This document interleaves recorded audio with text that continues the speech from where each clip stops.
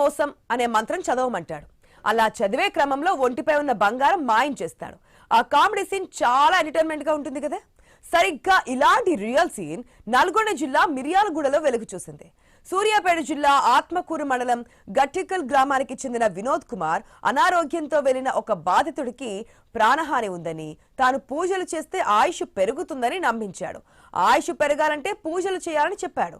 దేవతకు బంగారంతో కూడిన ముడుపు కట్టాలని చెవులో పువ్వెట్టాడు. ఆ ముడుపు 41 రోజుల వరకు విప్పవద్దంటూ కహానీ వినిపించాడు.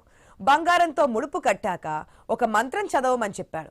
ఆ మంత్రం చదువుతూ ఉండగానే బంగారంతో ఉడాయించాడు బాటింగ్ బాబా. ఇక బాధితులకు కళ్లు తెరిచాక తెలిసింది పోయాం మోసమని.